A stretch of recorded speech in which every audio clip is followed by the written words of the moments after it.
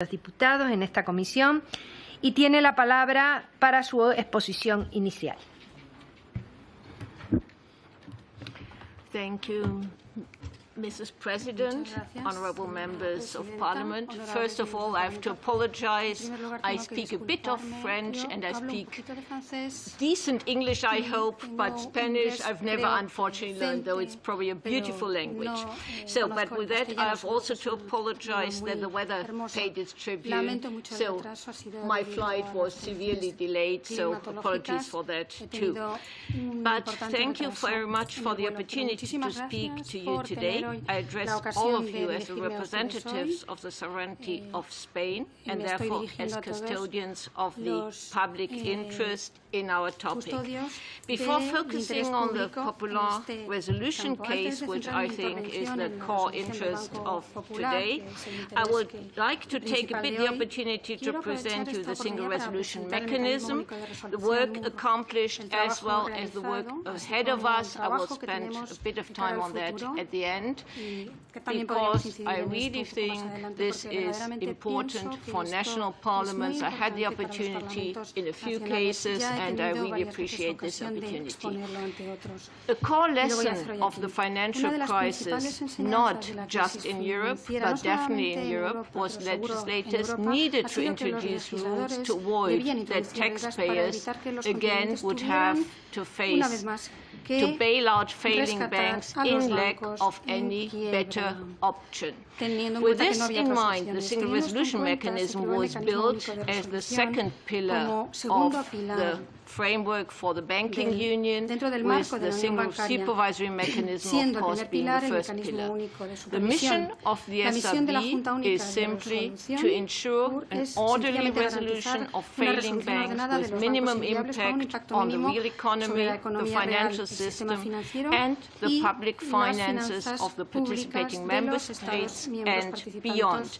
Together with the national resolution authorities, the participating member states, the SRB forms the single resolution mechanism. The SRB works closely not just with the national resolution authorities, but also with the European Commission, European Central Bank, European Banking Authority, and national competent authorities in Europe and beyond.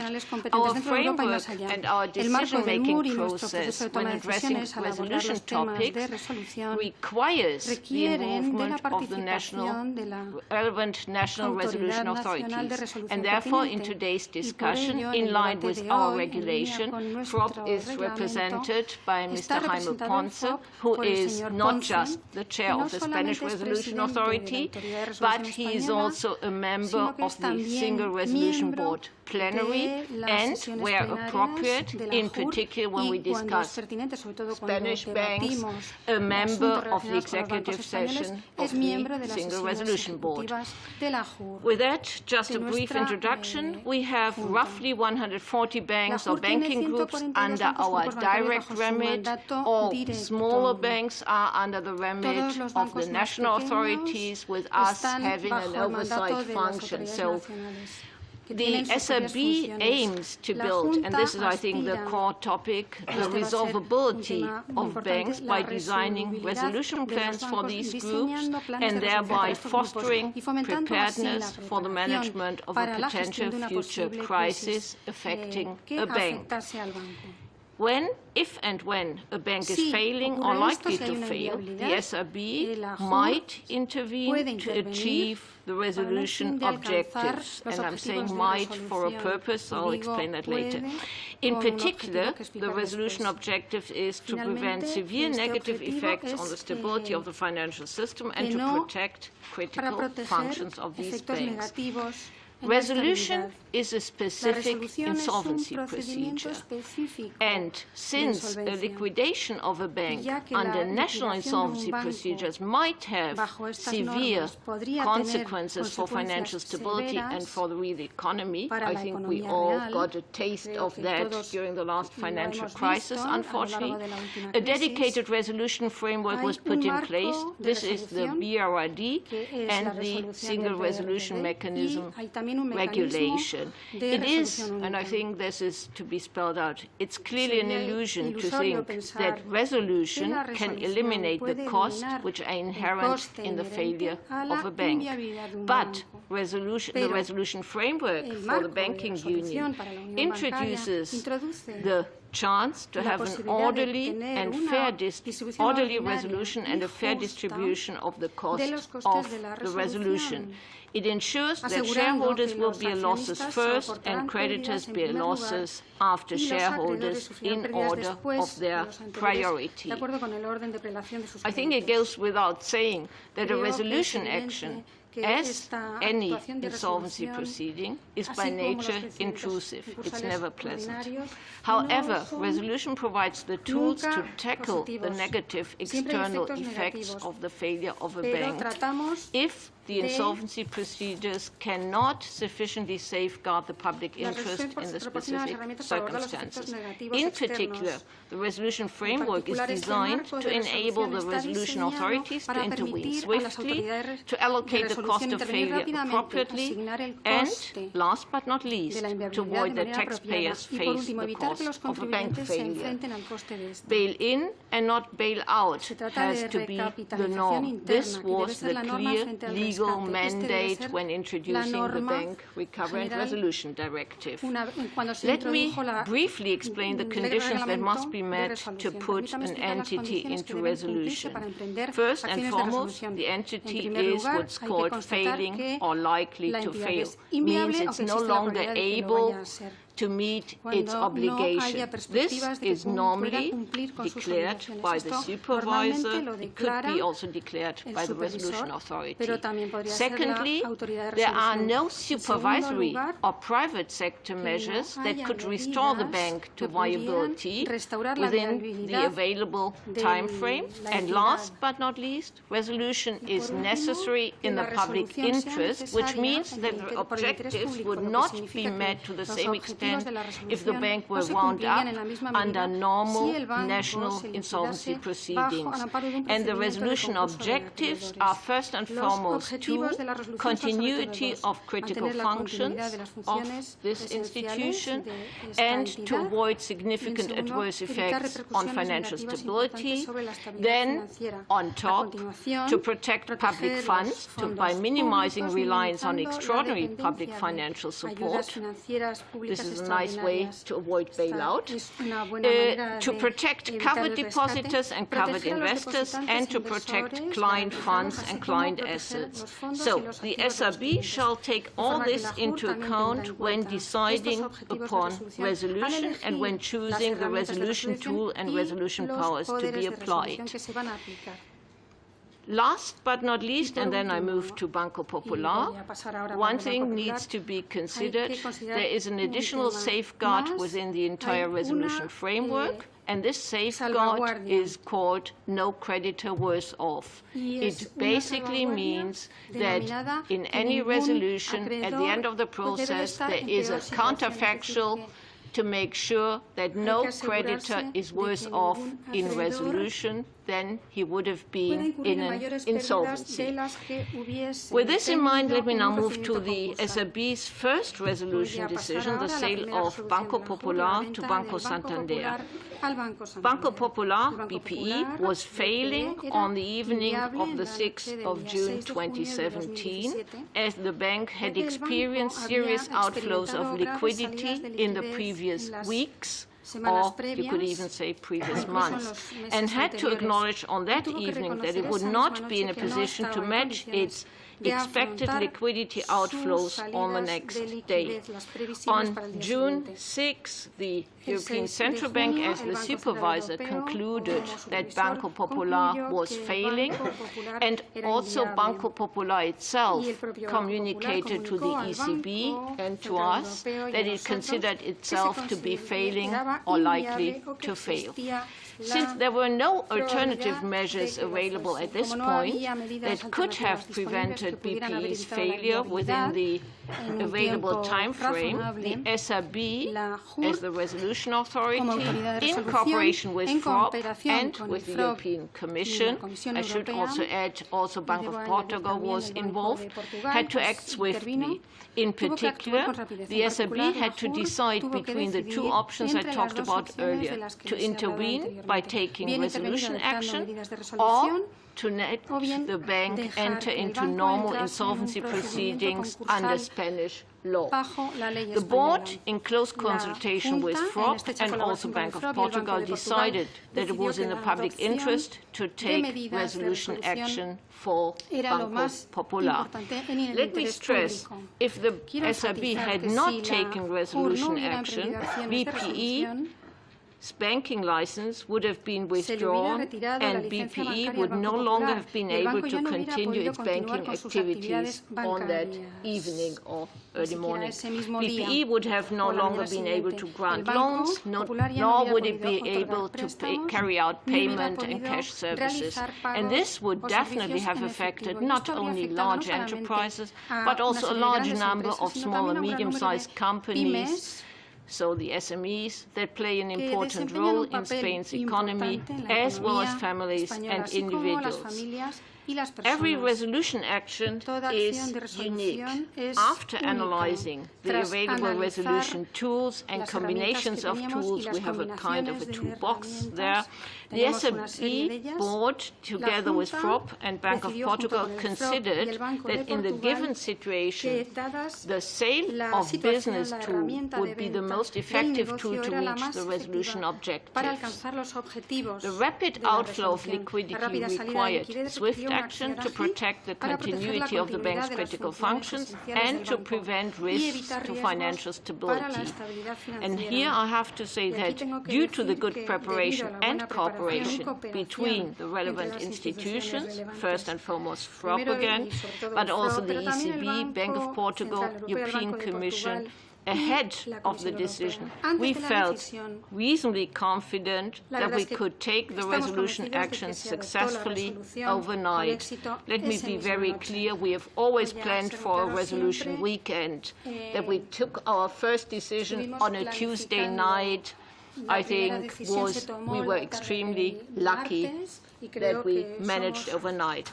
FROP participated fully in the decision-making process in line with our regulation, and FROP was subsequently responsible, all within the same night, for the implementation of the resolution decision. And to be very clear, the close cooperation between the SRB and FROP was crucial for the successful outcome. Of utmost importance was not only the good coordination, but also, and I think here this Jaime now needs to leave the room shortly, the expertise and the excellent preparedness that FROP demonstrated, because they really knew how we would have to implement it. It was not only key for the efficient decision-making process, but also for the swift implementation of the resolution scheme at national level. By selling BPE to a strong banking group, in this case Banco Santander, that was in the position to immediately inject sufficient liquidity, BPE could continue operating under normal business conditions. The bank opened on the morning of the 7th of June, and people were able to deposit and draw money from their accounts and to receive loan like on any other day. So by applying the sale of business tool, the SRB managed to protect the depositors, senior bondholders and clients of the bank, and safeguarded financial stability in Spain and beyond. Keep in mind they had a sizable subsidiary also in Portugal, and this without using any taxpayers' money, so without any state aid. Let me now move to the process. When preparing for resolution, the SRB is required by the regulation to contract an independent valuer to perform a valuation with the purpose of facilitating and informing the SRB's resolution action. It is If need be, the decision of the resolution authority can be based on a provisional report prepared either by an independent expert or even by the SRB itself. If need be, meaning if you're just running out of time. In the case of BPE, we hired Deloitte as an independent expert to provide us with a valuation report. Deloitte is a reputable valuation expert of international standing, and it was selected following a clear process under rigorous European procurement rules.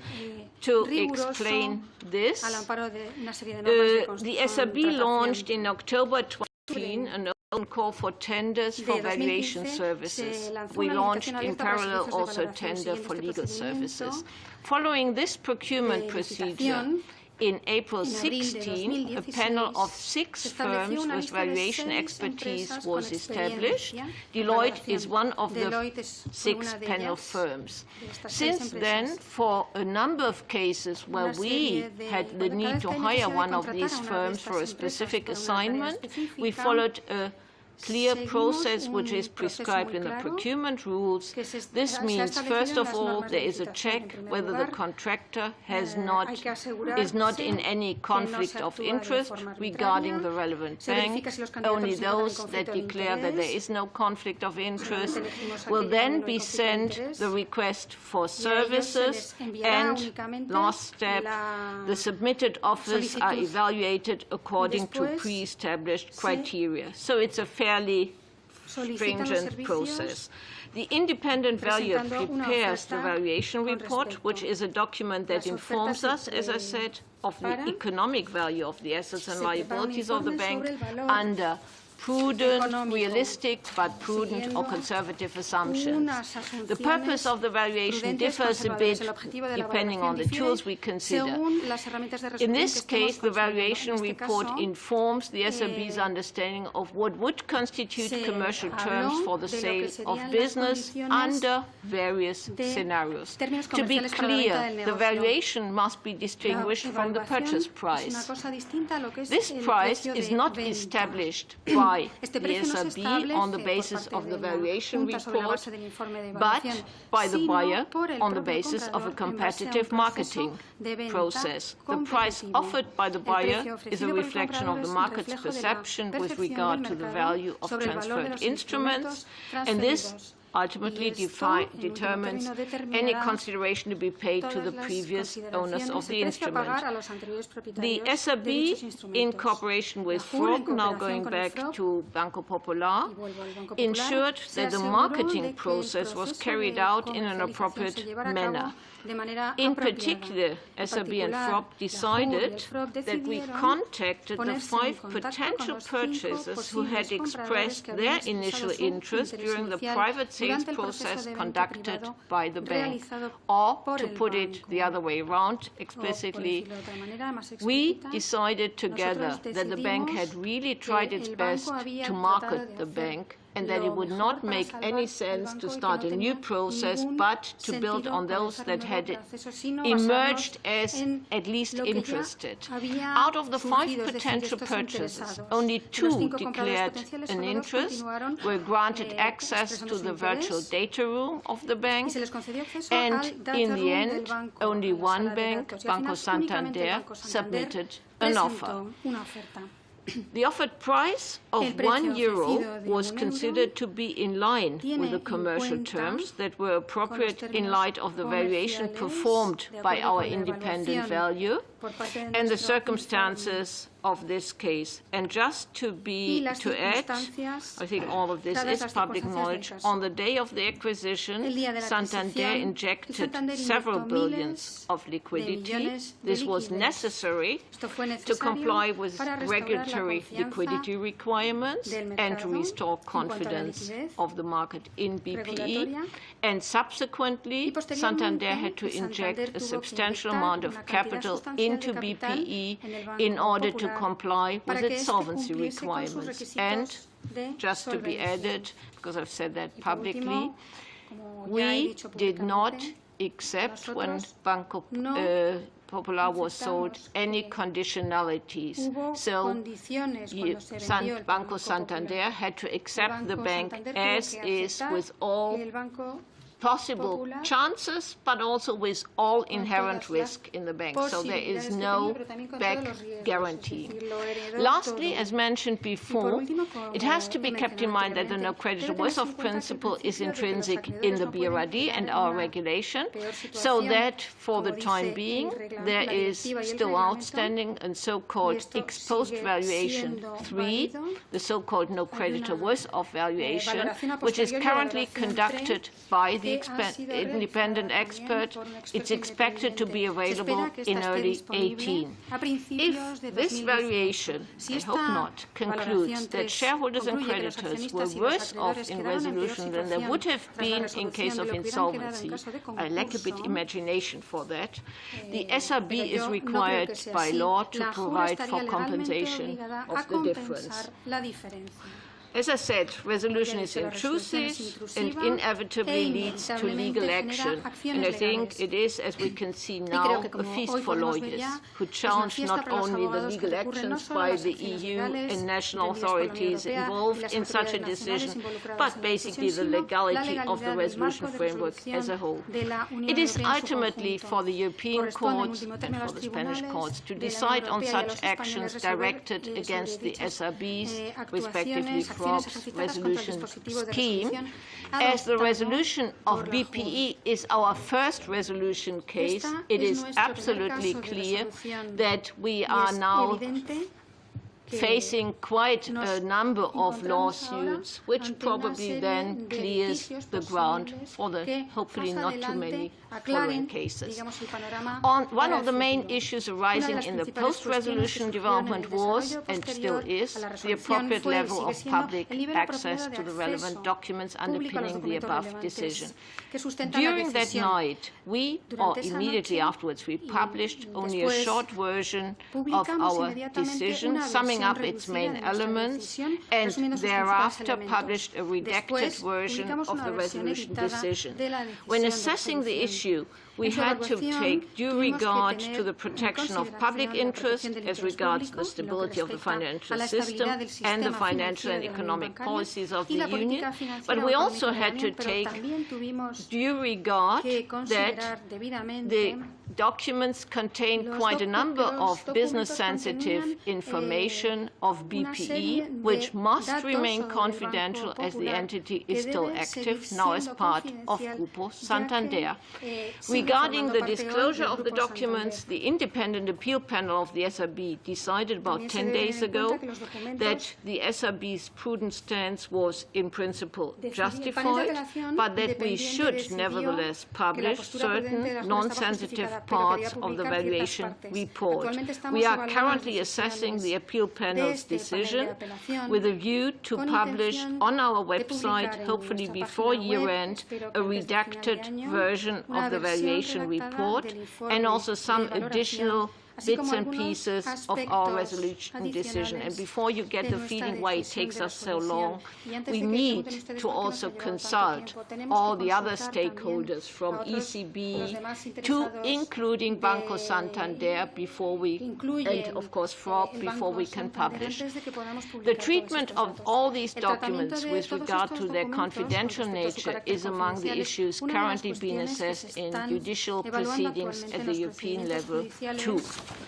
I think, looking at the situation and closing this part, as reported in a recent surveillance report by the European Commission, the resolution scheme for Banco Popular has been successfully implemented, thanks to FROB. The decision added to the stability of the financial sector in Spain, that was the Commission's assessment, and demonstrated that the new European resolution framework is functioning. The bank was resolved in a proper, timely manner, within a very short time frame, too short, with no losses for depositors or taxpayers, and with good coordination. And most importantly, stability of the financial sector in Spain was not endangered, and the sovereign did not see any uncertainty.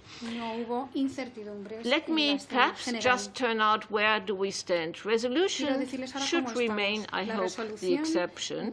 I think we all agree to this. The role of the SRB is primarily preventive and proactive, focusing on resolution planning and on preparing with a forward-looking mindset. Banks that are well prepared for critical situations, they are firmly convinced, will generally be more resilient in the first place. Concretely, by the latest end 2020, which is still 3 years to go, the SRB will have developed really complete resolution plans for all the banking groups under its direct remit.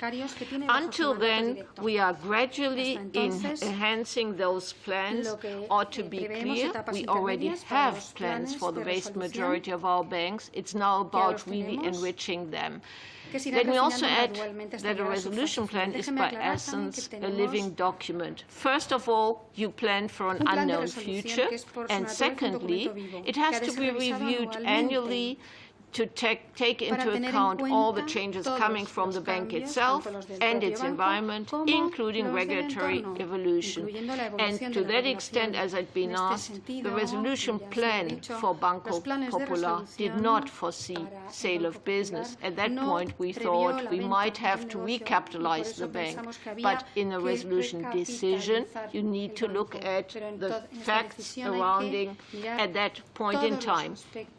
Last but not least, the BRRD requires banks to comply with minimum requirements of own funds and eligible liabilities. Most people know it under the acronym MREL or TLAC. In order to be able to absorb losses and restore capital levels so that the entity can continue to perform its critical functions during and after its crisis. Setting MREL is thus an integral part of the resolution planning task. MREL is key to achieving the resolvability of entities. But like Rome has not been built in one day, it is also for MREL that we have to take a proportionate multi-year approach. In 2017, we are setting binding targets for the largest, most complex groups under our remit on a consolidated level, and we will continue to enhance our MREL policies in 2018 in line with the rules set out in the regulation and the delegated act. So also here you will see a gradual approach, the approach being taken foremost has to ensure that banks are able to manage the transition to meeting MREL requirements without significant impact on financial stability or the real economy. But also this, by the latest 2020, we hope to have reached a common field here. I think since the start of the financial crisis, really a lot has happened. And I always realized that in Germany, I would say the crisis started in 2007. In Spain, I would still start with 2008, 2009, and a bit later. A lot has happened in that time. But there is clearly still much to do. Bank resolution is a rather new concept. But at least as we could show, banks are not just in itself in a better shape. They are sounder, safer, less leveraged. But we as authorities also have the tools at hand to resolve a bank in case of a failure. And this means that the European financial system today, I'm perfectly convinced, is more resilient to economic shock than it has been before. So a lot has been achieved. Mission is not yet accomplished, and it could come with a long list of topics that are still missing. MREL needs to be built up, and just not to forget the third pillar of the banking union under the acronym EDIS, European Deposit Insurance System, has still to be established. But overall, I think the journey that began only 3 years ago has progressed well. So let me stress this. If failure is unavoidable, then it is essential to be well prepared. We hope we are. And with a forward-looking mindset, then to avoid potential negative impact of this failure on the economy and on financial stability. Thank you for the opportunity to speak to you today. I'm more than happy to answer all your questions, but I would also be fair to say when they refer to the implementation, I would look at Jaime. That's up for him to talk about. Thank you. Contestarlas en su comparecencia futura. Muchas gracias.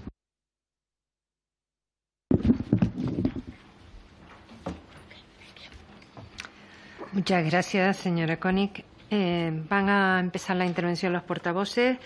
Primero los solicitantes de esta comparecencia, de menor a mayor. Por lo tanto, tiene la palabra en primer lugar por el Grupo Confederal de Unidos Podemos, En Común, Podem, En Marea, el señor Montero. Muchas gracias, presidenta. Bienvenida, señora König.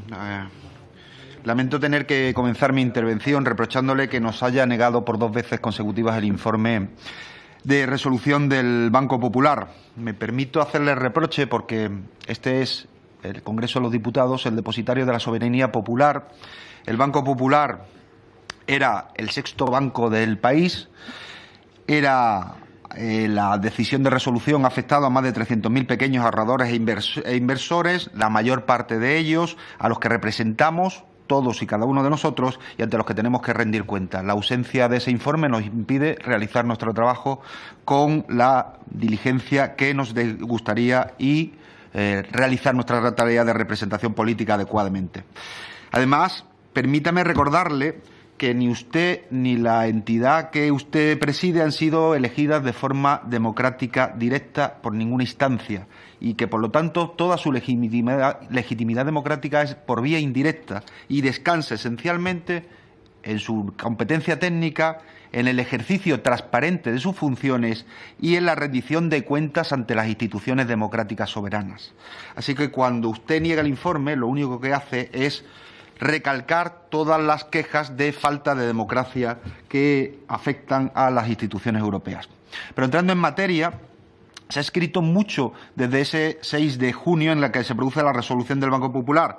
Todo especulación como consecuencia de la falta de transparencia en todo el proceso y donde solo encontramos un único responsable.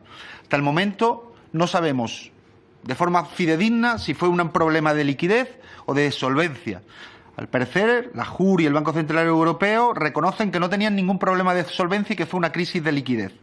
Y si lo tenía de liquidez, lo primero que hay que responder es qué papel tuvieron sus declaraciones del 23 de mayo en aquella crisis. Lo digo porque es usted responsable de una institución dedicada a realizar planes de resolución y no a hacer declaraciones sobre las situaciones del sistema bancario. En segundo lugar, yo no voy a hacerle ninguna teoría de la conspiración, pero hay una serie de hechos que, puestos unos detrás de otros, permiten sacar a cualquiera conclusiones. Es cierto que el banco era un banco con problemas de necesidad de capital, necesitado de recapitalización.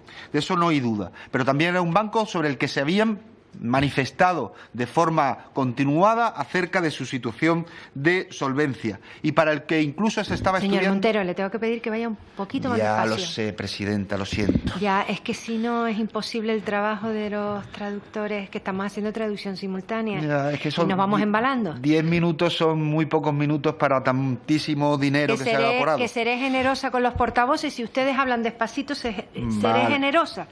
Le agradezco su generosidad. Eso es, que estábamos ante un problema de un banco necesitado de capital y eso deberían saberlo porque sabían que había un equipo de inspectores físicamente en el Banco Popular. De repente ustedes hacen unas declaraciones a Bloomberg, usted en concreto. El señor Saracho hace otras declaraciones a prensa y en la Junta de Accionistas. Algunos accionistas toman posiciones a cortos que nadie frena y eso provoca la caída del valor de las acciones. Todo ello da lugar a una retirada masiva de depósitos con un papel fundamental de instituciones españolas que no sabemos si utilizaron información privilegiada. A continuación tiene lugar la crisis de liquidez Y en una noche, ustedes deciden la resolución de un banco entregándoselo a su competidor en un procedimiento presuntamente competitivo y dejando sin sus inversiones y sus ahorros a miles de inversores. Se lo entregan a un banco que en cuestión de días se deshace sin ningún problema de la mitad de la cartera de activos problemáticos inmobiliarios, por valor de 5.000 millones, que se apropia de 5.200 millones en activos fiscales diferidos, que constituyen un activo del banco, un crédito frente al Estado, y que aportan valor al banco. Y de un banco que era líder en un sector de negocio que el banco adquirente no lo era. Todo ello en una noche y sin hacer público el informe que justifica su decisión y sobre el que ahora entraré. Y sobre todo obviando que al parecer había dos ofertas de dos instituciones como Barclays y Deutsche Bank dispuestas a inyectar capital en el banco en una ampliación de capital, que al parecer era el problema del banco, su falta de capital. Mis preguntas son simples. ¿Estaba la JUR al tanto de esas ofertas? Porque son vías privadas de solución del problema. Y segunda pregunta, ¿formaron parte esas dos instituciones bancarias de las 5 instituciones a las que al parecer se les ofreció la adquisición del banco? Porque si estaban dispuestos a inyectar 2.000 y 2.000 millones, igual hubieran estado mucho más dispuestos a comprarlo por €1. ¿De verdad cree que esa sucesión de hechos no merece una mayor transparencia para evitar que personas malpensadas, que seguro que las hay, crean que todo se preparó para que el Banco Santander se hiciera un magnífico negocio? A continuación, vamos con el informe. A nuestro grupo no nos vale como justificación decir que se ha resuelto un banco sin utilización de dinero de los contribuyentes, sin utilización de dinero público. En un Estado de Derecho, las expropiaciones, y lo que se ha producido es una expropiación de ahorros e inversiones, tienen que ajustarse a derecho y justificarse y someterse a principios superiores. Es lo que pensamos y es lo que y nadie nos va a quitar esa idea de la cabeza en tanto sepamos el contenido del informe. Por eso no entendemos los argumentos que usted da para no desvelar el informe. En primer lugar, porque necesariamente van a tener que desvelarlo. Porque las vías judiciales que se han abierto tanto a nivel nacional en España como a nivel europeo, como previsiblemente en tribunales de arbitraje, van a tener que presentar ese informe para poder hacer frente a esas demandas y que los demandantes tengan acceso al mismo. O eso, o tendrán que pedirle al juez, como hace con nosotros, que confíe en su palabra. Ustedes están actuando, si me permite la metáfora, como la caja negra de un avión que todavía no han, que se ha siniestrado, que ha tenido un accidente y que todavía no han encontrado. Tienen toda la información para saber qué ha ocurrido, pero no la revelan. Aparecerá la caja negra y nos enteraremos. De eso no me cabe la menor duda. Y los argumentos que usted da no nos satisfacen porque son tremendamente insatisfactorios.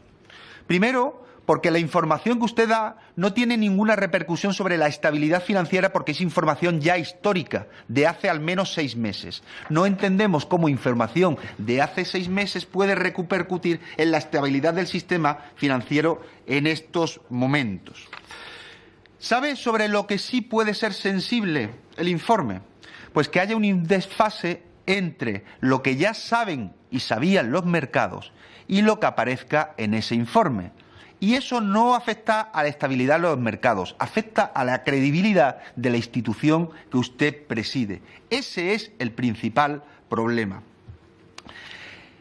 Eso nos lleva a un segundo punto, que es que toda la información contenida en el informe era información disponible necesariamente en el mercado en ese momento y se tiene que realizar sobre una serie de supuestos de valoración. Y esos supuestos tienen que conocerlos las personas que se han visto afectadas para poder defenderse de los mismos y para poder determinar si la decisión que tomaron fue o no arbitraria. Y eso no tiene nuevamente que ver con la estabilidad de los mercados, sino que tiene que ver con la legitimidad y la predictibilidad de las decisiones de su institución, de la institución que usted preside. Y eso debería ser muy importante para usted, porque han intervenido dos veces en apenas varias semanas y han utilizado criterios completamente diferentes. Queremos saber qué criterios utilizaron en un caso y qué criterios utilizaron en el otro, qué criterios utilizaron en España y qué criterios utilizaron en Italia. Además, hay varios elementos que creo que son importantes que usted nos aclare.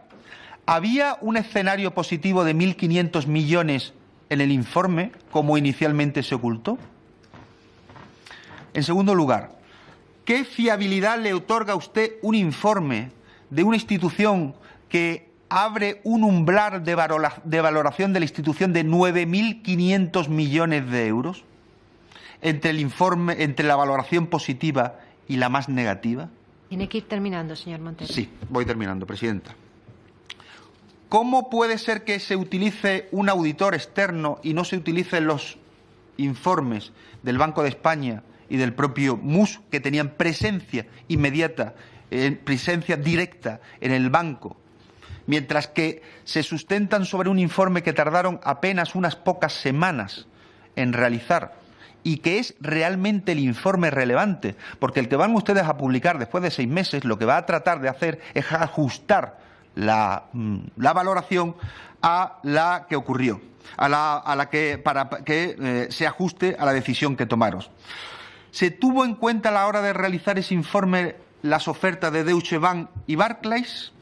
O se lo preguntaré de una forma más directa. ¿Aceleraron la resolución para impedir que el Banco Popular pudiera salvarse con una ampliación de capital y arruinarle así y no arruinarle así el negocio al Banco Santander? Tiene que terminar. Termino. Pero... Y termino con esta última parte. ¿No había una alternativa distinta a la amortización total y a la venta? ¿Por qué no se procedió antes a una segregación de activos? ¿Por qué no recomendaron frenar las operaciones a corto?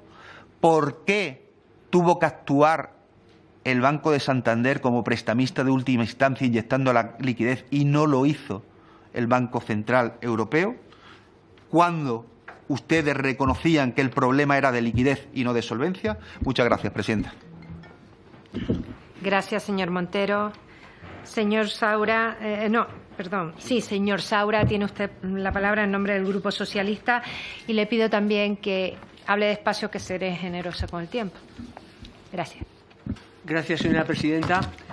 Señora König, darle la bienvenida en nombre del Grupo Parlamentario Socialista y decirle que hay muchísimos españoles, la mayoría de españoles, 300.000 familias, que no entienden cómo se ha caído el 6º banco de nuestro país, de España, y que las autoridades españolas y europeas miren para otro lado y que todas ellas se lamen las manos.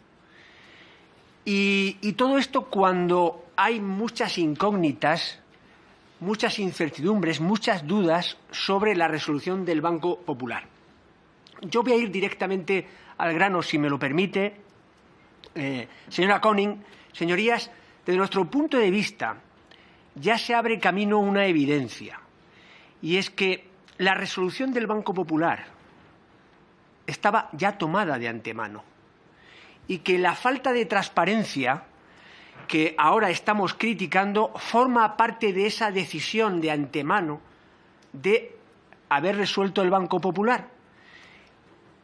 Porque, además, en el caso de la falta de transparencia no se corresponde con los principios de transparencia que emanan de la Unión Europea y de las instituciones europeas. ¿Y por qué decimos nosotros que la decisión del Banco Popular estaba tomada de antemano, la resolución?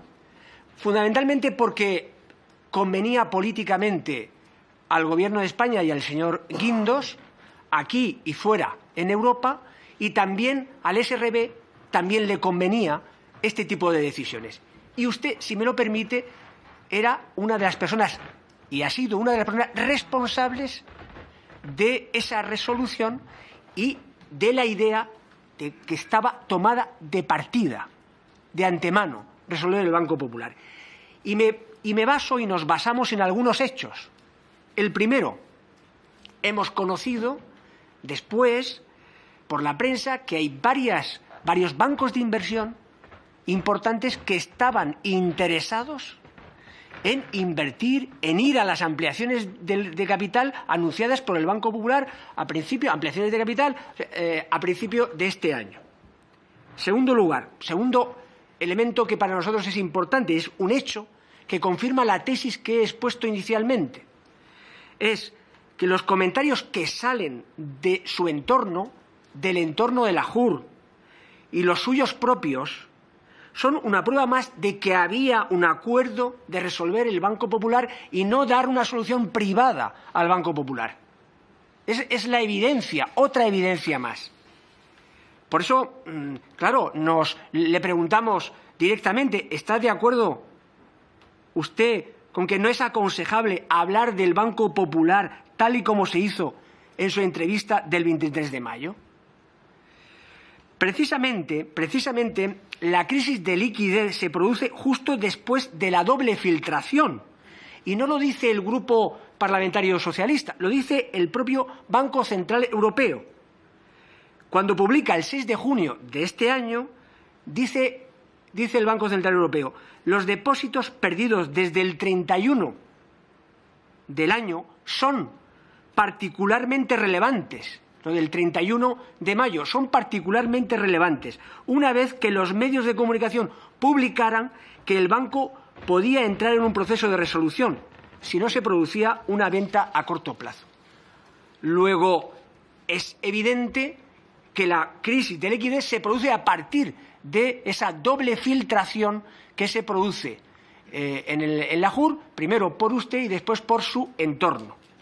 Por otra parte, si el Banco Popular no tenía un problema de solvencia, como de manera reiterada nos habían dicho las autoridades, ¿cómo es posible que no recibiera liquidez por unos días para poder completar una solución privada? Tengo que recordar que el Banco Popular recibió 3.000 millones de euros los primeros días de junio de 2017, contra un colateral de 40.000 millones de euros. Es decir, estamos hablando de un descuento, de un haircut del 90%. Bien, a continuación, meses después, una entidad privada compra 30.000 millones de activos problemáticos del Banco Popular por 10.000 millones de euros, con un haircut del 67%, no del 90%, del 67%. Luego, otra incógnita y otra duda que tenemos y que avala la idea, señora König, de que al final la decisión, por razones políticas, estaba tomada, la decisión de resolver el Banco Popular de antemano. Estaba tomada. A todas las autoridades le venía bien. A las autoridades españolas, al señor Guindos, en su carrera política en Europa, a todo el mundo y también al SRB. Por eso le preguntamos nosotros, y le pregunto yo personalmente, ¿qué contactos tuvo usted o alguna persona de la JUR con el señor Guindos sobre el Banco Popular antes de la resolución? ¿Hablaron de la resolución? ¿En qué dirección fueron esas conversaciones? ¿Qué contactos estableció la JUR con los potenciales compradores del Banco Popular antes de cederlo al Banco Santander, que no lo compró por un euro, no lo compró por un euro, que por cierto estaría por saber dónde está el euro, ¿no? Es decir, ¿dónde está el euro? No costó, no, el Banco Sabadell lo recibió por menos 2.000 millones de euros de entrada, porque la deuda subordinada pasó a ser deuda de los accionistas y el haircut fue completo, del 100%. Luego, no fue por un euro. Bien, la segunda idea tiene que ver con el comienzo de mi intervención, habla de la falta de transparencia, que como le decía, tiene mucho que ver con la decisión que se había tomado de antemano. Es decir, la falta de transparencia es una consecuencia de esa decisión tomada de antemano. Bien, en esa dirección, la pregunta que nos hacemos es razonable que la JUR, que se le permite ejercer unos poderes completísimos, amplísimos de resolución, se haga sin la adecuada transparencia. Es decir, tiene todos los instrumentos, digamos, la legislación es tal que la JUR puede hacer lo que quiera.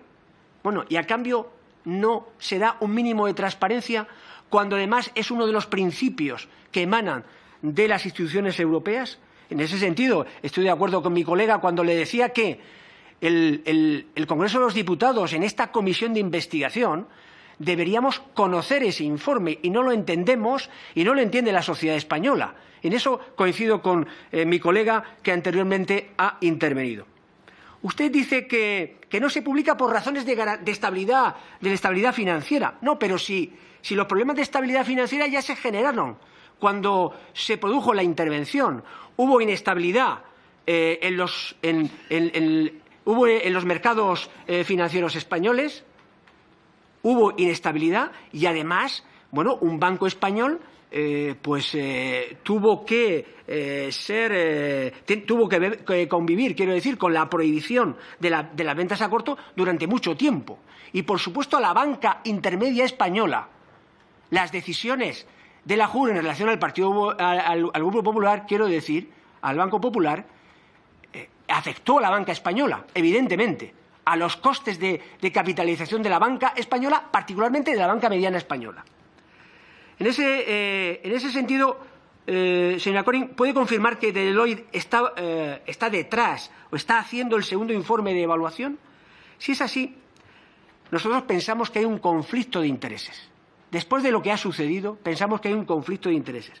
Pensamos que hay imparcialidad.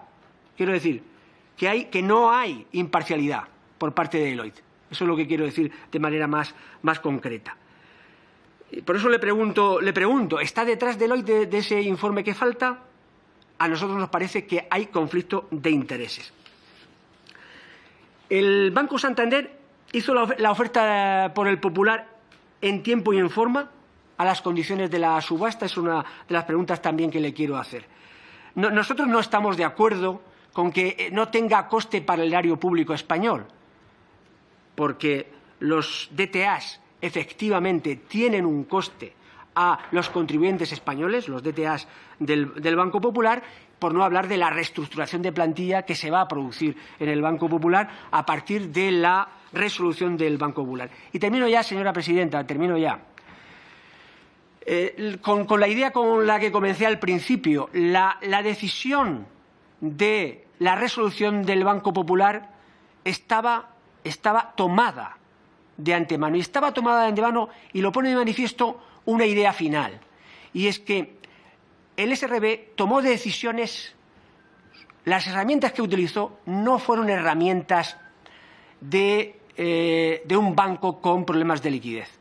Fueron herramientas utilizadas de un banco con problemas de insolvencia. Esa es la prueba del 9 de que la decisión política estaba tomada de antemano. Gracias, señora presidenta. Gracias, señor Saura. Por el Grupo Popular tiene la palabra el señor Floriano. Muchas gracias, señora presidenta. Muchas gracias, señora König, por su presencia y bienvenida en nombre del Grupo Parlamentario Popular. Yo creo que una de las lecciones más importantes que extrajimos de la crisis que hemos sufrido en España y en el resto de Europa ha sido que las burbujas crediticias no se resuelven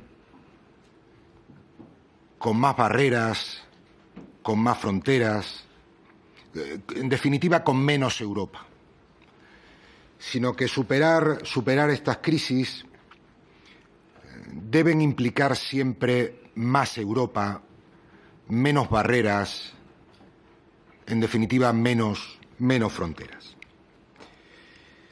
la crisis dio pie a que algunos dudasen del proyecto europeo. Yo creo que la crisis económica permitió que algunos pudiesen enarbolar el discurso de «ya os lo decía yo». Afortunadamente perdieron, y los que ganamos fuimos todos aquellos que creemos en Europa, todos aquellos que creemos en que la manera de mejorar la vida de los ciudadanos a los que gobernamos es precisamente haciendo caer fronteras, haciendo caer barreras, permitiendo que la libertad y los principios que modelan nuestro espacio europeo se expandan cuanto más mejor. Yo coincido con algunas de las cosas que usted ha puesto de manifiesto y con las que han puesto mis compañeros portavoces de otros grupos parlamentarios. Pero yo creo también que había que evitar los riesgos del sector financiero de un Estado miembro pudiesen en peligro la solvencia de los Estados y, por tanto, que al compartir divisas pusieran en cuestión incluso la propia zona euro.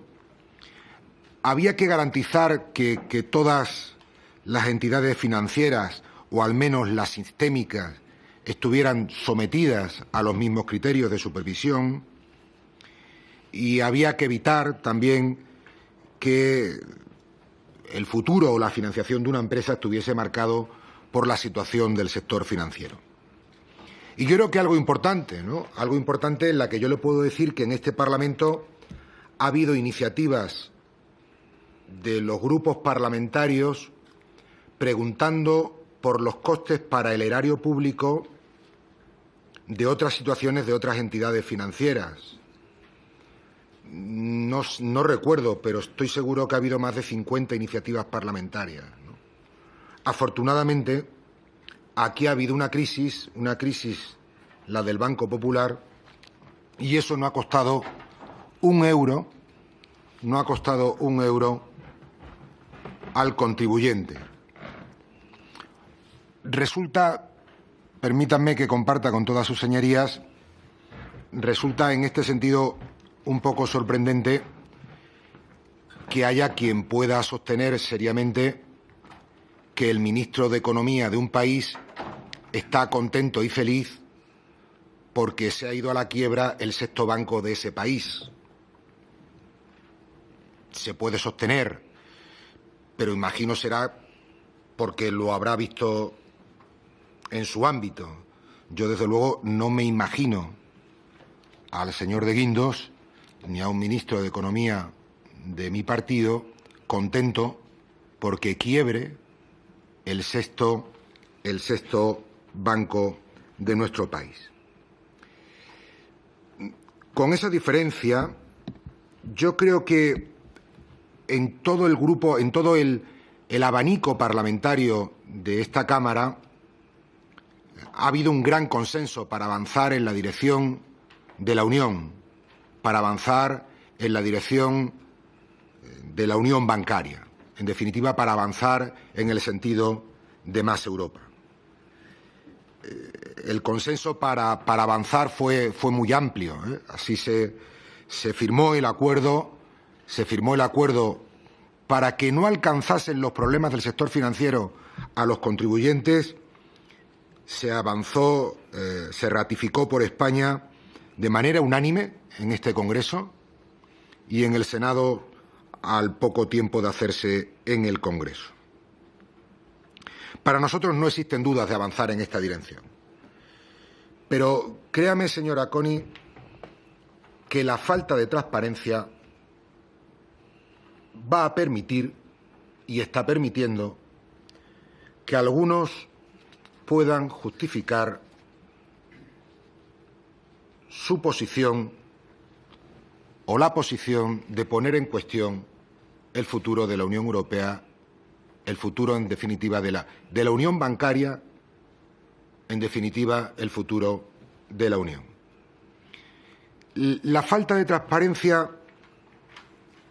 no es la mejor manera de contribuir ni a la estabilidad financiera, ni al interés público, ni a la buena marcha de la economía, ni al prestigio de la Junta Única de Resolución. Yo creo que solo haciendo pública toda la información, al menos de manera lo más inmediata posible, la que le ha exigido el panel, ya que no lo han hecho ustedes antes, va a evitar suspicacias y va a evitar que pueda haber quienes digan un dicho que yo sé que se lo voy a poner complicado a la traductora, pero que en España lo solemos decir, ¿no? Tiene plumas, tiene un pico y hace cuá cuá. Parecía un pato y es que era un pato. La manera de evitar suspicacias, es habiendo hecho lo que, permítame, no ha hecho, pero que todavía estamos en disposición de hacer. Es más, si usted pudiera disponer un compromiso de que no solo se publicará en la página web, sino que en cuanto usted lo tenga, va a enviar a este Parlamento toda la información que el panel le ha exigido que haga pública, yo creo que daríamos un paso razonable para recuperar siquiera esos grados importantes de transparencia que nos han faltado en este periodo. Y permítanme ya unas preguntas, algunas de ellas que son reiteradas, pero que yo quiero mostrar el interés de mi grupo. ¿Tuvo usted encima de la mesa alguna otra alternativa real y viable?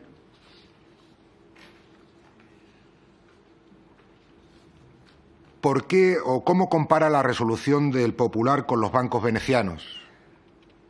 Ya sé que se lo han preguntado, pero yo me gustaría insistir en eso. Puede interpretarse que ha habido criterios diferentes y sería bueno aclararlo.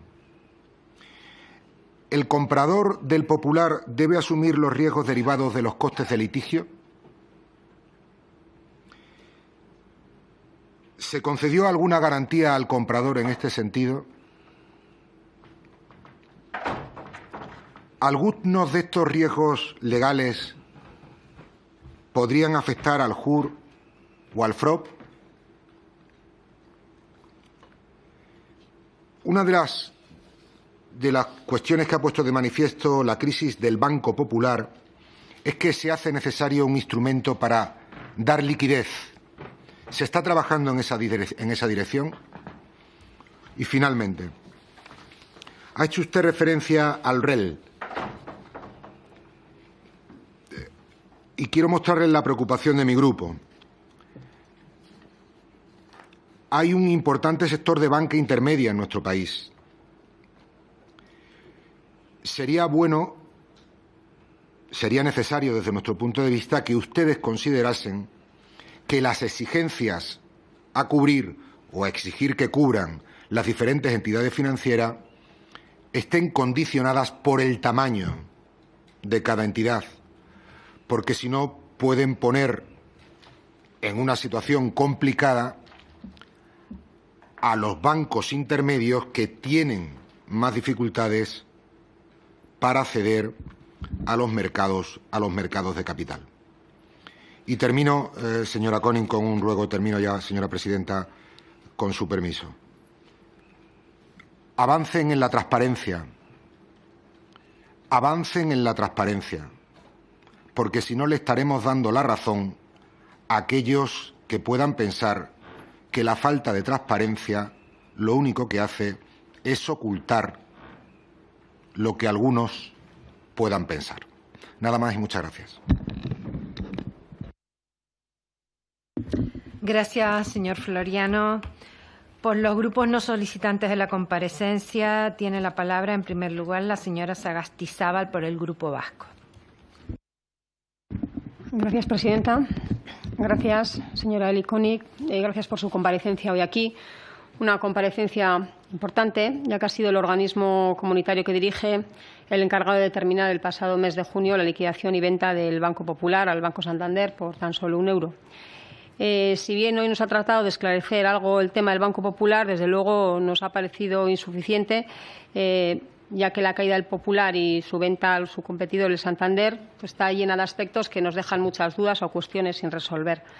Como usted sabe, yo no le voy a decir nada nuevo. La resolución o intervención del Popular se basó en varios documentos. La declaración del Banco Central Europeo, que el banco iba a ser inviable, basada en la falta de liquidez, que reconoció también la propia entidad, aunque también se señalaba problemas de solvencia. Un informe publicado en parte para cumplir, entendemos que estrictamente solamente con la finalidad de transparencia. El informe de la JUR, en el que se explica la situación del Popular, las opciones disponibles y los motivos para decidir la resolución. Un informe que se niegan a hacer público, por lo que me gustaría preguntarle dónde queda la transparencia que tanto predicamos desde las instituciones europeas. ¿Por qué prima la confidencialidad sobre la transparencia cuando se supone que este es uno de los principios fundamentales tanto de la Unión Europea como de aquí? También tenemos el informe de Deloitte. La JUR dijo que este informe daba valores negativos para el banco, entre 8.200 millones en un escenario negativo y 2.000 en un escenario base. También se ha sabido posteriormente que había un tercer escenario en el que el Popular valía una serie de millones positivos. Me gustaría saber si es esto cierto. En base a este informe de Deloitte, además, se subastó de forma expresa el banco. Sin embargo, en marzo del 2017, el Banco Popular también hacía una estimación de su patrimonio, que era más de 11.000 millones, por lo que la diferencia entre el informe del propio banco y el informe de Deloitte es muy amplia. Me gustaría saber cómo valora este hecho. Ya ha dicho que el Banco Popular fue considerado inviable el 6 de junio de 2017, pero es que había superado todos los test de estrés del Banco Central Europeo, incluido el realizado en el 2016 para el peor escenario económico. Distintas auditorías, además, la última en marzo del 2017, manifestaron que el Banco Popular cumplía con los requisitos de capital, cuando en junio Deloitte situaba el agujero entre 2.000 y 8.000 millones. Entonces, ¿cómo es posible que los test de estrés digan que todo está bien, que Señora 6 meses más tarde... ¿Puede ir un poquito más despacio? ¿Cómo es posible que los test de estrés digan que está bien todo, que en 6 meses más tarde haya que provisionar unos 5.000 millones y cómo después de 12 meses se declare la quiebra? ¿Me podría aclarar este aspecto? ¿Cree usted que la contratación de auditorías externas pone en duda su propia capacidad de supervisión? El Banco Popular mostraba niveles del ratio LCR significativamente superiores a los límites fijados por las autoridades y, sin embargo, también este aspecto fue señalado como un aspecto importante o principal para la intervención del Banco Popular por parte del Mecanismo Único de Resolución. La regulación establece que este indicador está de estar por encima del 100% y se debe comunicar diariamente a los reguladores. En marzo del 2017, sin embargo, el Popular presentaba uno de los 3 indicadores más altos en España con un ratio del 140%. Si el Popular se quedó sin activos de calidad para solicitar liquidez, el banco tuvo que tener un LCR cercano a 0, por lo que entendemos que este límite se habría superado mucho antes del fin de semana fatídico. ¿Fue esto así o cuál era el ratio del Popular antes del fin de semana clave en junio? ¿Abrió el Banco Popular en algún momento con ese ratio por debajo de los requerimientos mínimos? En condiciones normales, el supervisor suele pedir esta información de liquidez normalmente de forma mensual, pero es que el Banco Popular estaba bajo vigilancia desde hacía ya unas semanas y, además, había solicitado al Banco de España liquidez de emergencia. Cuando este banco comenzó a tomar ELA, el supervisor tenía que haber pedido por lo menos una estimación diaria de las garantías que le quedaban, el llamado colateral, y parece que eso tampoco se dio, por lo que el banco no reportaba diariamente su ratio de liquidez, o la alta dirección no la tenía en cuenta, o a lo mejor el supervisor europeo no la pedía. ¿Conoce usted este hecho? El supervisor europeo no pedía este ratio. Las autoridades afirman también que los problemas de efectivo comenzaron las últimas semanas, a raíz de los rumores de la mala marcha de la entidad. ¿Cree usted que sus declaraciones en un medio tuvieron algo que ver con respecto a la liquidez y la retirada de depósitos? Si esto era así, también estaríamos hablando de un problema de falta de confianza, confirmada también por la tendencia de las acciones del Popular en bolsa, y el cual se agravó cuando la entidad tuvo que corregir sus cuentas en 2016. Por otro lado, y si el MUR fue creado para evitar nuevas crisis bancarias, para evitar que las nuevas crisis bancarias tuvieran repercusión en los contribuyentes, pues la eficiencia podemos decir que es buena, pero porque de momento la resolución es verdad que no ha costado un euro al erario público. Sin embargo, los accionistas y bonistas del banco parece que no están de acuerdo y ponen en duda además que se cumpliera el requisito de non-credit worse off en el proceso, por el cual a través del bail-in los inversores no pueden perder más de lo que hubieran perdido a consecuencia de un concurso de acreedores. La Junta Única de Resolución no mencionó este principio en sus comunicaciones sobre el Banco Popular, por lo que me gustaría saber cómo o la forma en que gestionaron esta obligación. Ya por último, parece que los nuevos ratios de Basilea III tienen una capacidad predictiva limitada, porque en menos de 3 meses después de obtener buenos resultados en estos indicadores, el Popular fue declarado inviable. ¿Lo cree así? Y, por último, también me gustaría saber si cree usted que hubo filtraciones, ya que aquí en España hubo administraciones públicas que retiraron depósitos antes de la intervención del banco. Por mi parte, nada más. Muchísimas gracias. Gracias, señora Sagastizabal. Por el Grupo Ciudadanos tiene la palabra el señor de la Torre. Muchas gracias, señora presidenta. Señora König, buenas tardes y bienvenida a esta comisión de investigación. Partiré de un hecho, de un aserto. La opacidad total no es una garantía democrática, es la impunidad absoluta.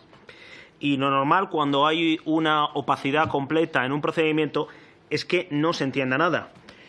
Aquí coincidimos el 27 de septiembre en este mismo Congreso de los Diputados, el presidente del FROP que le acompaña, el señor Saura y el señor Montero, y como entonces ellos parece que han avanzado algo y se refieren a algunas conclusiones. Yo a estas alturas todavía sigo sin entender nada, porque referido al caso del Banco Popular, una entidad, esta resolución que todavía no se ha aclarado, aquí se debió a una falta de liquidez o a una insolvencia, porque, en fin, seguramente una falta de liquidez porque hubo una retirada masiva de depósitos, pero bueno, en fin, esto es como una persona cuando se muere, evidentemente eso significa que ha tenido un fallo cardíaco porque el corazón se le para. Pero hay personas que se mueren y no se mueren todas de fallo cardíaco. Y, evidentemente, esta entidad de crédito tenía un problema grave por una cuestión de liquidez, pero aquí las diversas autoridades que han querido comparecer han dicho aquí de todo. Es decir, el señor de Guindos ha dicho que el banco era solvente, luego dijo que era zombie, también es parlamentaria. El gobernador del Banco de España dijo que no estaba preparado para debatir sobre esto y que luego dijo que no era un problema de solvencia sino de liquidez. En cualquier caso, si era un problema de liquidez, la primera pregunta obvia es por qué las líneas de emergencia del Banco Central Europeo canalizadas a través del Banco de España no dieron liquidez suficiente, por lo menos para haber aguantado 3 días más y para que esta resolución se produjese en fin de semana, lo que implicaba llegar a que hubiese habido algún tipo de competencia más y más información sobre el banco, es decir, para que se pudiese tomar la decisión. Le adelanto que esta misma pregunta se la formulé al señor Ponce y él estaba de acuerdo con que se debía haber llegado al fin de semana. Pero bueno, esta es la primera, una cuestión bastante obvia. Tampoco se entiende nada qué es lo que pasa con el famoso informe de Deloitte.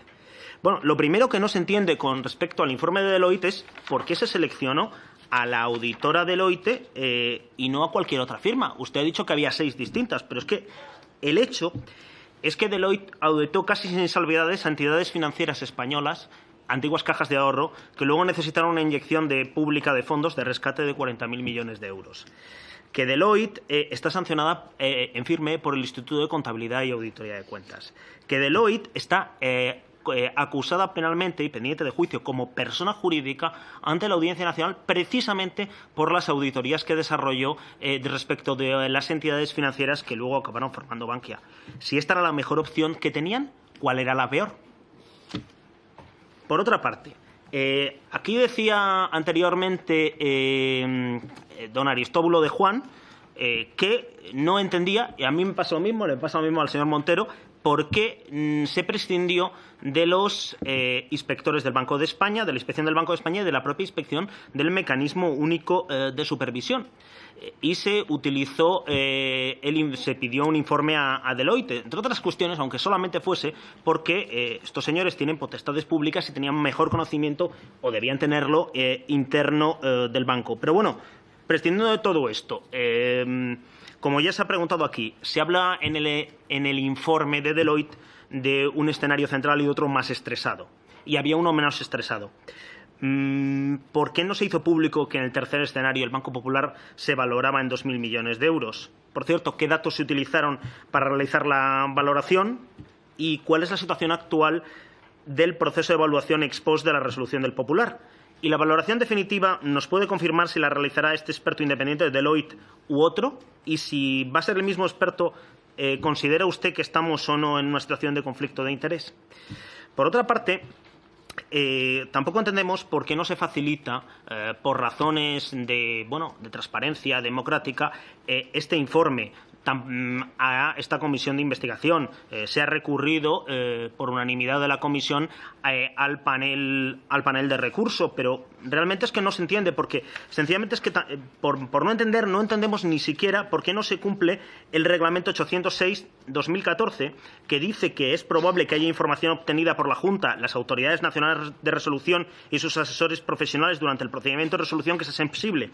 Esta información debe estar sujeta a los requisitos de secreto profesional antes de que se haga pública la decisión sobre su resolución. Entiéndase que luego no. Es decir, que antes sí y luego no, porque parece que es cuando debería afectar a la estabilidad financiera. Entonces, no entendemos, tanto por garantía de rendición de cuentas democrática, que no se facilite ese informe, ni tampoco entendemos por qué los interesados, a los que se les han expropiado sus razones, sus acciones, y también en el caso de las obligaciones subordinadas se les han expropiado sus derechos económicos. Es cierto que había razones de utilidad pública, pero evidentemente en los países civilizados y también en España entendemos que esto hay que hacerlo abonando el correspondiente justiprecio, y que ese justiprecio pues hay que justificarlo. Y claro, si la información es secreta, es bastante complicado que estas personas, 300.000 accionistas, la mayor parte de ellos españoles, tengan garantizados sus derechos. Porque evidentemente tienen derecho a la tutela judicial efectiva y tienen derecho a que se les pague el correspondiente justiprecio, que a lo mejor es cero, pero que esto no se puede basar en datos secretos. Esto, en fin, no es que sea una gran novedad del derecho europeo. Desde la ley de las 12 tablas, el derecho es público. Respecto al proceso de resolución, aquí me gustaría preguntar en primer término precisamente sobre el secreto.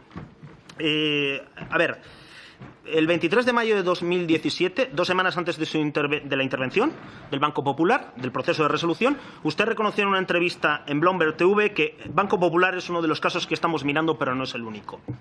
Le pregunto si cree que es aconsejable hablar desde su posición como presidenta de la Junta Única de Resolución de una institución en estos términos, y si esto puede haber tenido algo que ver con la cuestión de que a continuación se produjese una fuga masiva de depósitos.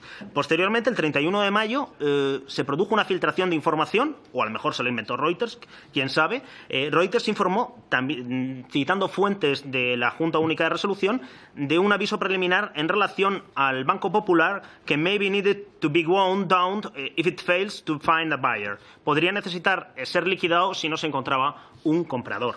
Claro, evidentemente esto pone más en riesgo los depósitos en esta entidad que en otras, y es posible que sin necesidad de acceder a información privilegiada, cualquiera pues hubiese podido mover depósitos a otros bancos que no tuviesen este riesgo. Con todo, evidentemente la resolución se podía haber hecho peor, esto hay que reconocerlo, y el coste en recursos públicos, aunque no ha sido cero, es limitado al ámbito de los activos fiscales diferidos, y es una resolución que podía haberse hecho peor y podía haber sido más cara para los intereses públicos. Pero me gustaría conocer un par de cuestiones. En primer lugar, ¿por qué estas normas no parecen haberse aplicado en relación a los bancos italianos, que en situaciones muy similares se autorizó la inyección de intereses públicos y sufrieron menos los accionistas y obligacionistas de estos bancos. Y, en segundo lugar, qué es lo que está ocurriendo para que por ejemplo, en este caso del Banco Popular, se pasen los test de estrés sin ningún tipo de problemas, se diga que el banco es solvente y nos encontremos de un día para otro, en muy poco tiempo, con que el banco está fallido y se tiene que producir una intervención que, en fin, tan urgente como para que ni siquiera se pueda llegar al fin de semana. Pues nada, agradeciéndole su presencia y esperando que pueda contestar a alguna de las cuestiones que yo le he planteado o la de alguno de mis compañeros, que en general comparto las preguntas, aunque no siempre todas las conclusiones que se han planteado. Nada más. Muchas gracias. Gracias, señor de la Torre.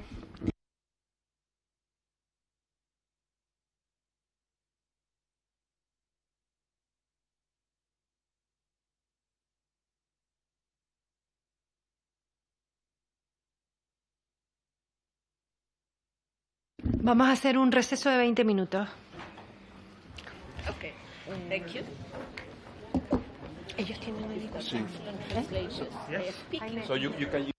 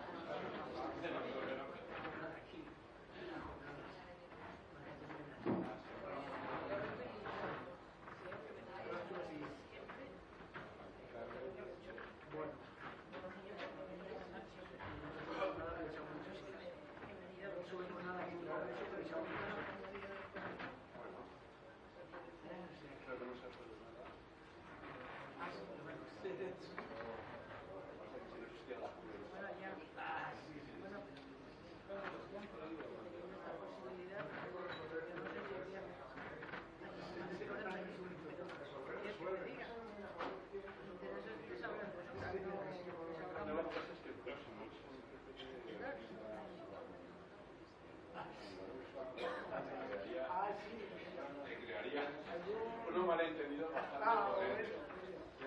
¿Sabes siendo la ¿eh? Con pruebas estamos, ¿no? Bastante potente. ¿Y qué tal tu salud? Las cosas siguen, pero bueno, porque solamente con operar en el mundo. Sí. ¿Cuánto será por qué?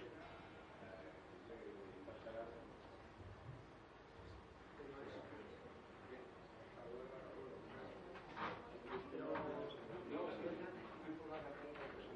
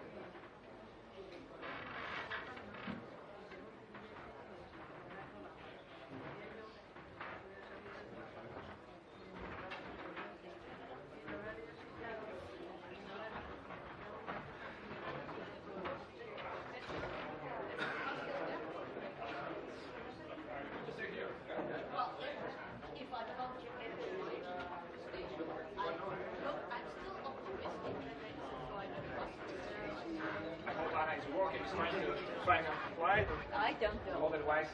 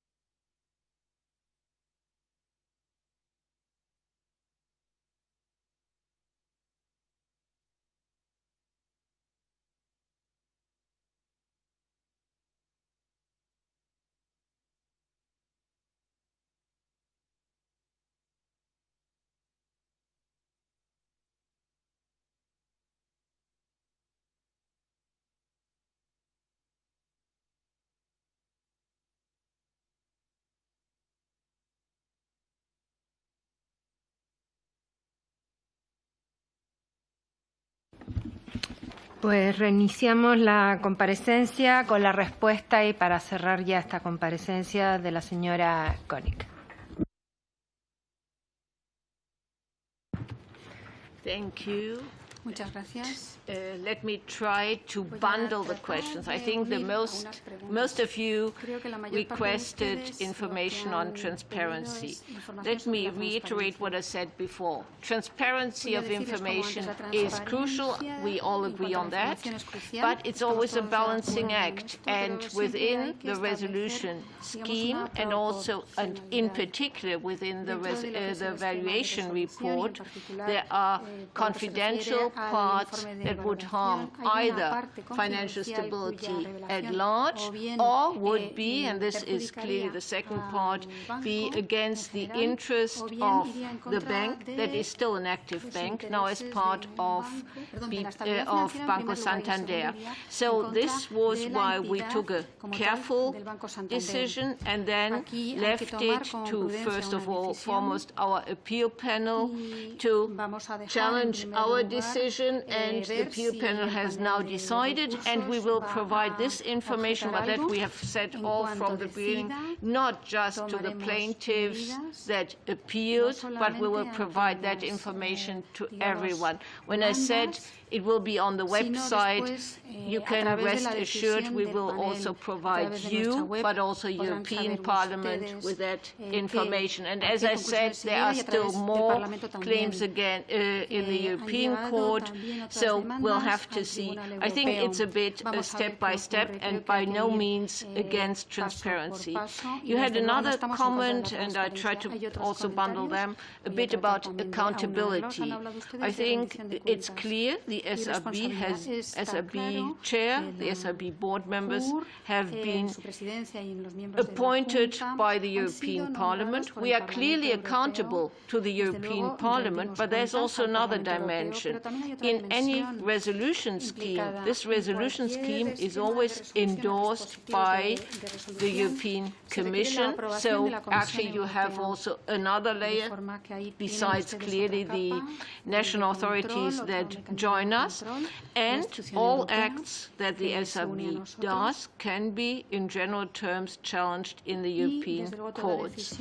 With that, let me move to what someone called the most sought after document, which is the valuation report by Deloitte. First of all, some of you questioned why we outsourced the valuation report. We outsourced it because we are legally obliged to procure an independent external expert. This is part of the legal framework and not our own decision.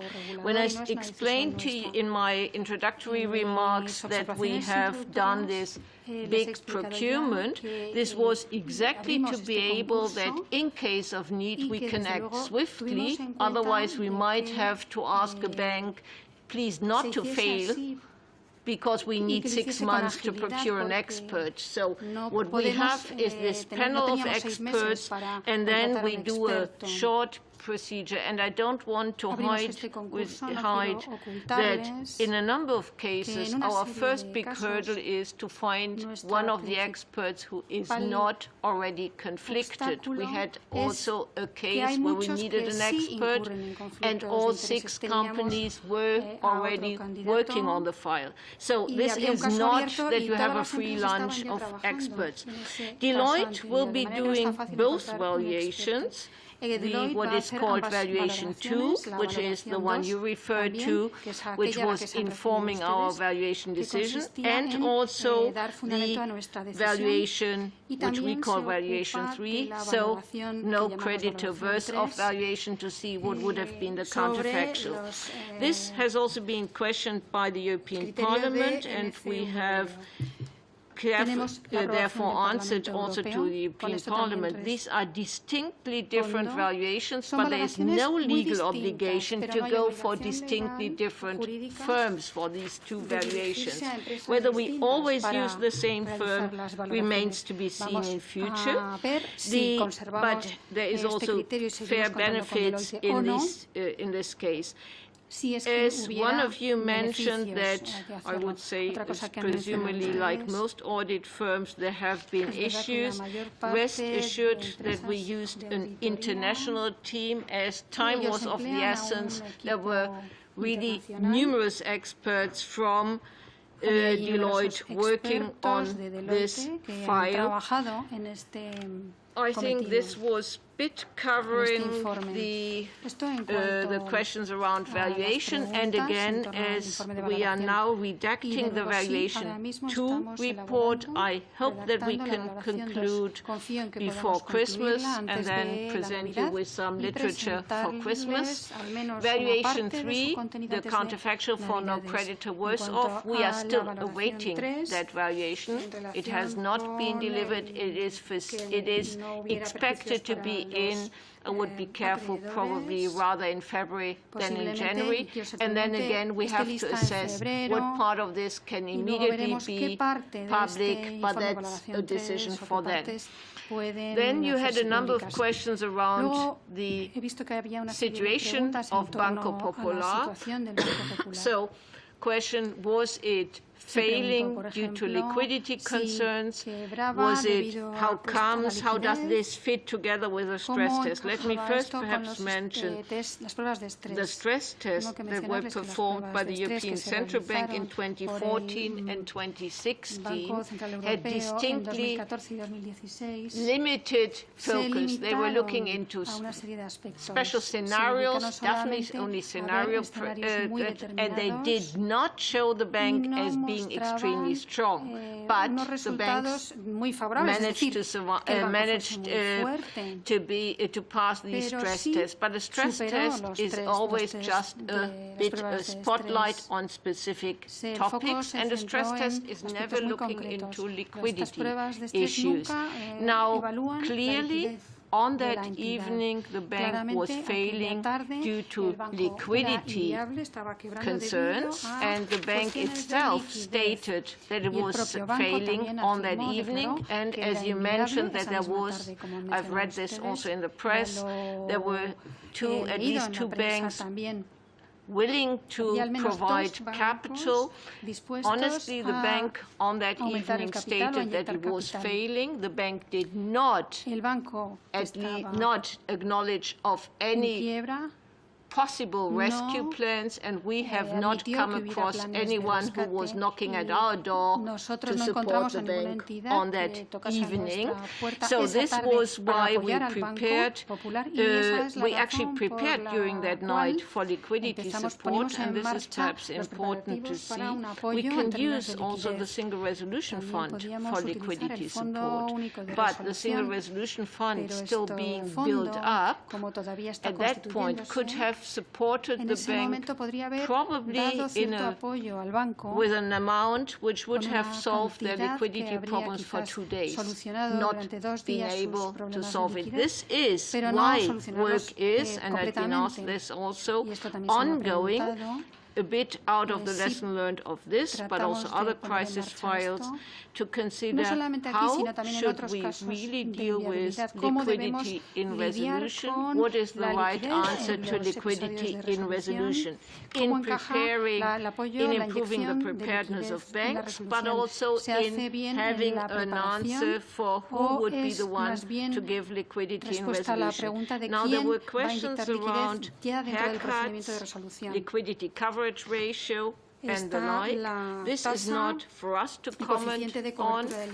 The emergency liquidity is liquidity given by a national central bank in the framework of the European Central Bank, and how they evaluate certain assets is up to them. One lesson learned for us is also to be monitoring banks, that they are ready and prepared to assess possibly markets. Liquidity coverage ratio, clearly a topic for the supervisor, in this case, the European Central Bank.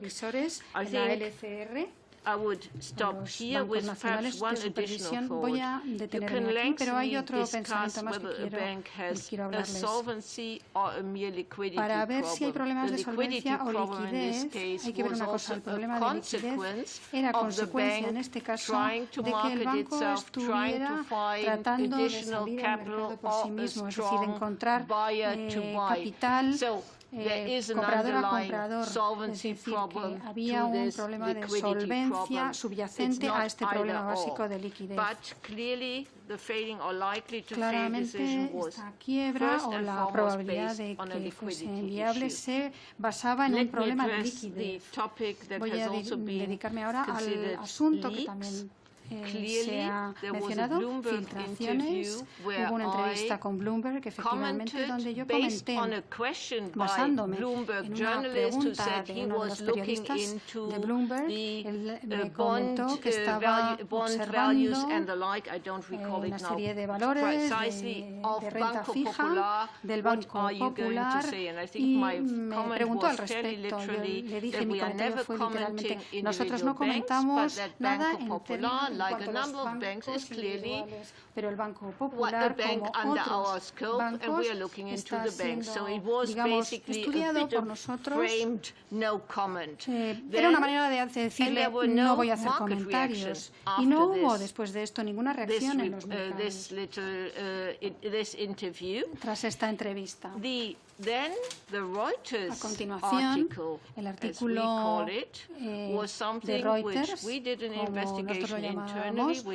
Es algo que a continuación investigamos porque ahí se incluía información que no procedía de mí.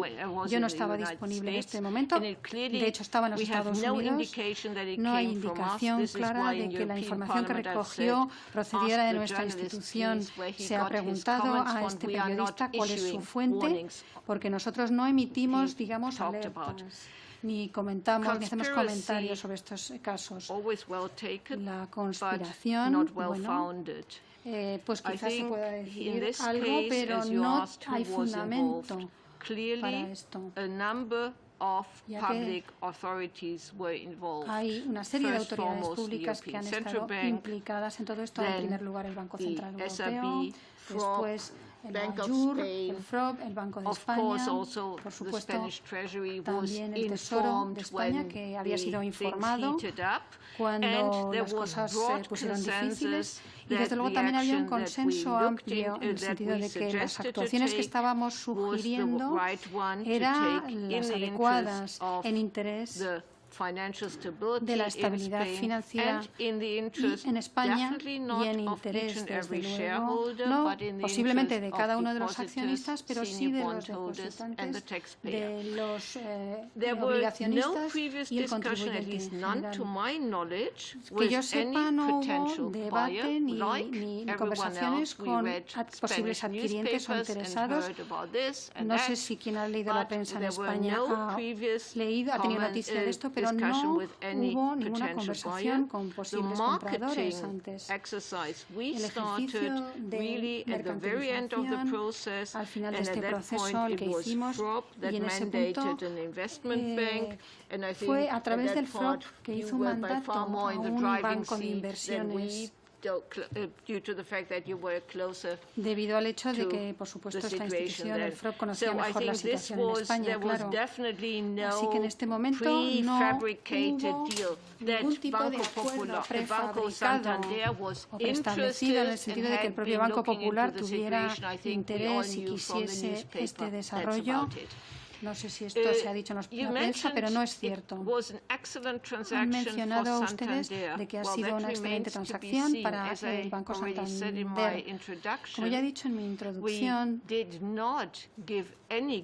nosotros está por ver si podemos dar alguna garantía al comprador. En principio, nuestro único requisito esa misma tarde fue el de que íbamos a aceptar una propuesta en cuanto al precio, no en cuanto a otras condiciones. Cualquier riesgo jurídico del Banco Popular lo es ahora un riesgo que ha de afrontar el Banco Santander, no otra institución, como ya he dicho en mi introducción. Han tenido que incorporar todas las ventajas e inconvenientes. De manera que, bueno, compraron lo que ya conocían. Lo que es otra cuestión, desde luego, cosa que ya he dicho en mi introducción, y espero que esto no ocurra, si el tribunal llega a la conclusión de que algún obligacionista o incluso accionista podría haber tenido una situación mejor en un procedimiento de insolvencia concursal, en ese caso el Fondo del Mecanismo Único de Resolución deberá compensar esta pérdida.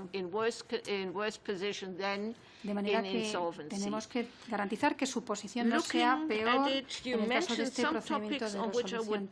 Hay otras cuestiones que tengo que saltar, como por ejemplo los DTAs y el apoyo a los fondos públicos. No tengo noticia de que hubiera normas en el caso de este banco, y voy a también dirigirme a mi vecino, al señor presidente del FROB, por si me corrige, por si hay algo en la legislación fiscal, el derecho fiscal.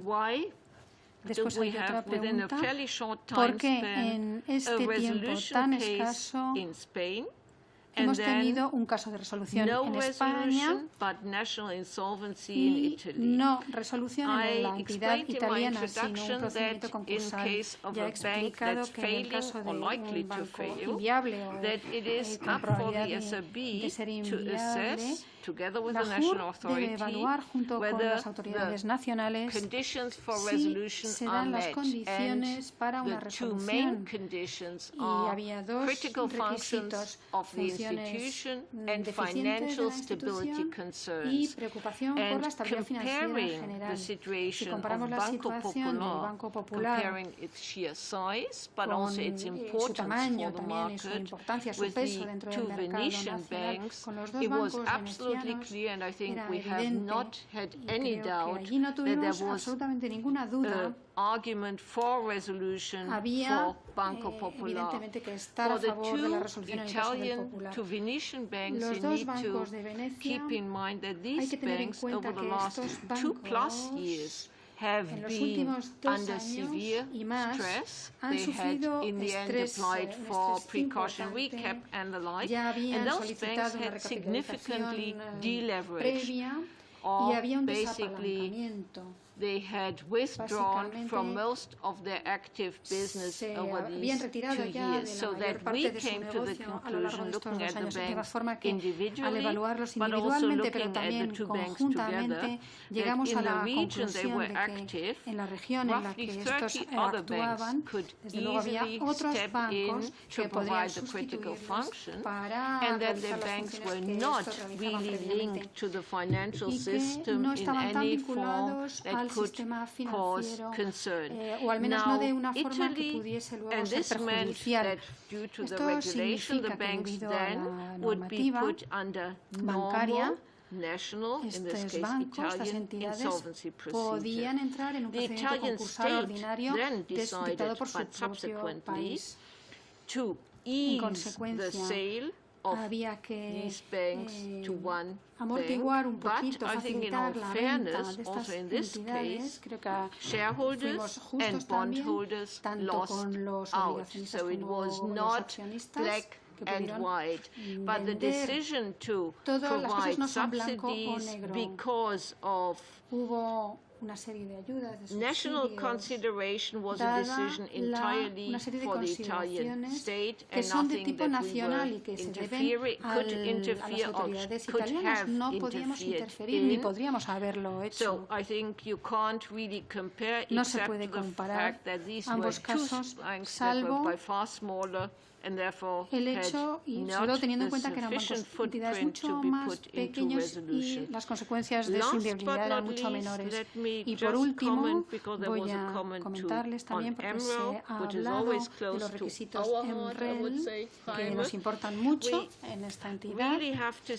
Tenemos que ver que la normativa nos requiere el establecimiento de estos requisitos, el requisito mínimo de fondos propios y pasivos, la absorción de capitales para la las pérdidas, para absorber pérdidas.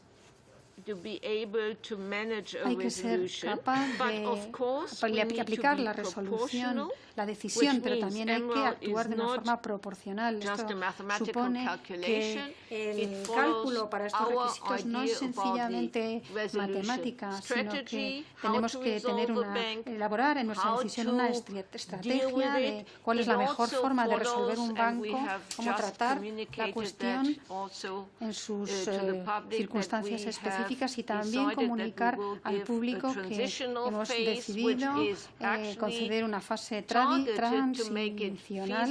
de forma que sea viable y para el propio banco reemplazar instrumentos de capital y activos pasivos admisibles que entren dentro de lo que está condicionado, establecido en estos requisitos. Somos conscientes de que sobre sobre todo para entidades medianas que no tienen acceso al mercado de capitales. Los requisitos MREL deben ser establecidos con mucho cuidado. Ni yo ni mis compañeros queremos crear crisis, sino más bien estamos aquí para evitarlas o solventarlas. Hay que tomar decisiones muy sopesadas en cada caso. Y yo tengo la sensación de que hoy en día hay muchos bancos que lo comprenden y que son conscientes y que han tratado ya, han dado una serie de pasos para tener las garantías suficientes que amortigüen cualquier objetivo y que puedan cumplir con los objetivos. Por supuesto, por otra parte, y esto se refiere a cualquier parlamento, estaré encantada de seguir respondiendo a cualquier pregunta que ustedes tengan por escrito, y si me he olvidado alguna pregunta o comentario, me disculpo por ello.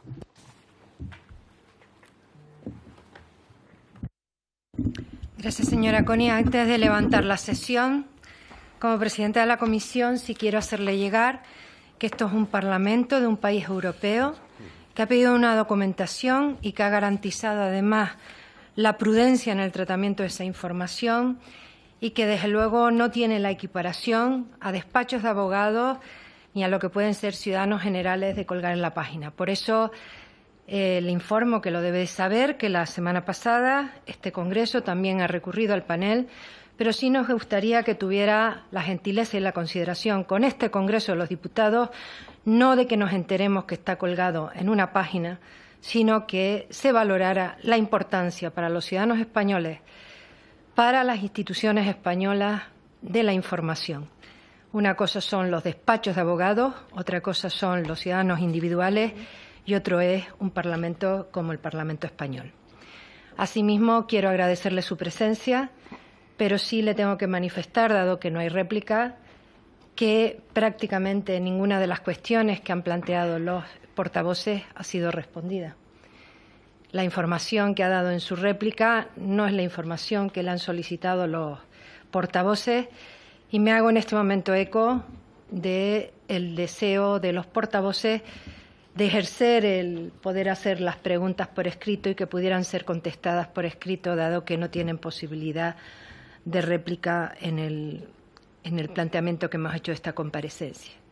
Y decirle con todo mi afecto y respeto que ha desperdiciado una ocasión única para dar la tranquilidad a 300.000 accionistas del Banco Popular, pero también a la ciudadanía española, de que las cosas se hicieron bien, cosa que no dudamos muchos portavoces ni esta presidenta, pero haber aclarado alguna cuestión que no hubiera sido ya pública y notoria en los medios de comunicación.